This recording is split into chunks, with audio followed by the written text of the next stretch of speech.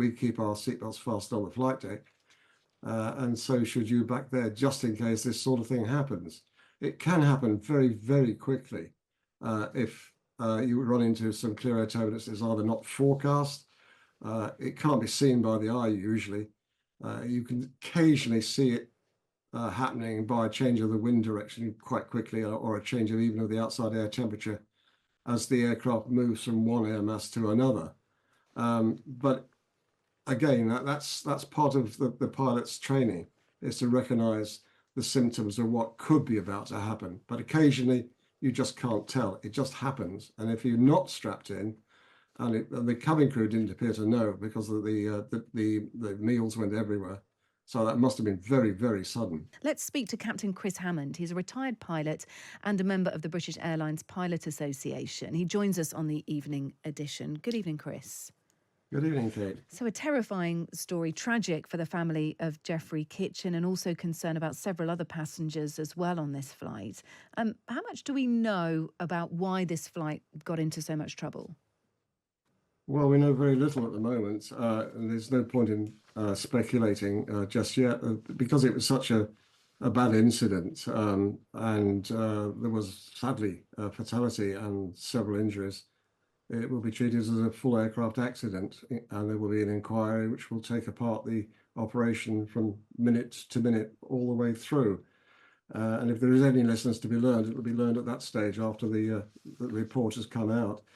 I don't think it will be anything coming out too soon, as opposed to, say, with a mechanical failure, where if they can nail that down fairly quickly, they'll put out an interim report. But what we've got here is just terribly bad weather, and a terribly unfortunate that the weather and the aircraft came together at the same time. Yeah, we know that the plane dropped, about 5,000-6,000 feet in a very short amount of time. I mean, seconds is what is being written here. Of course, all this will need to be verified. Are there different types of turbulence? From all accounts, it appears that this turbulence might have been more severe than expected, or just unexpected in its entirety. And I understand we don't want to speculate too much, but as a pilot, are there different types of turbulence, and do you always know when you're about to hit it? Yeah, there are two main different sorts of turbulence. Those associated with clouds, high thunder clouds, for instance, and this is in the Bay of Bengal area, where the monsoon is going north at the moment towards northern India.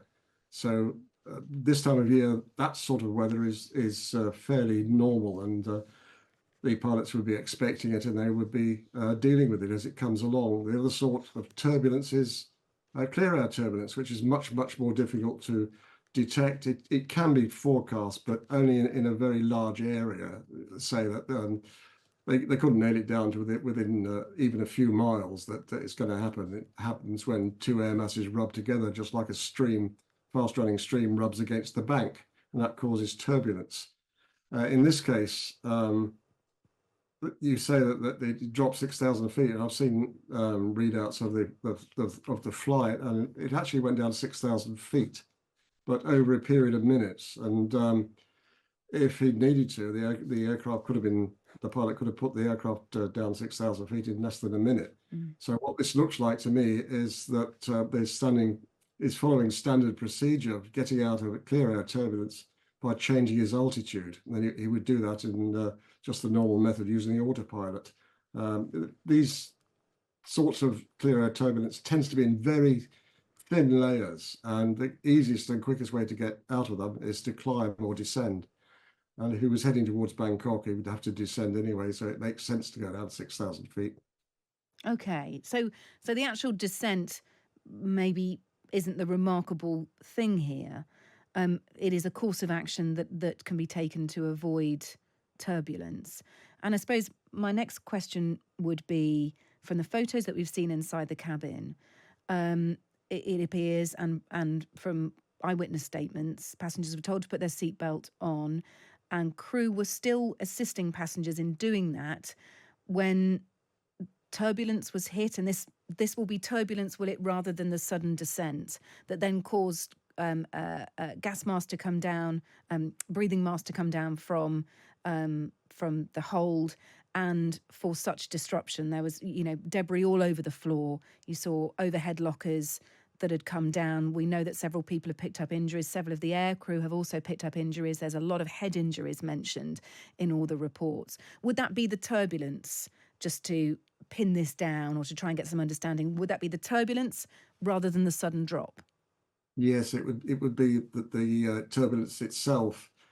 Um, Seatbelts should be fastened at all times. We do mention it as often as we can. It's part of the pre-flight briefing. It's just like the pre-flight briefing about what happens if you have to get out of the aircraft quickly on takeoff. The en route briefing is we keep our seatbelts fastened on the flight deck, and so should you back there, just in case this sort of thing happens. It can happen very, very quickly if you run into some clear air turbulence that's either not forecast. It can't be seen by the eye usually. You can occasionally see it happening by a change of the wind direction quite quickly, or a change of even of the outside air temperature as the aircraft moves from one air mass to another. But again, that's part of the pilot's training, is to recognize the symptoms of what could be about to happen. But occasionally you just can't tell. It just happens. And if you're not strapped in, and the cabin crew didn't appear to know because of the meals went everywhere. So that must have been very, very sudden.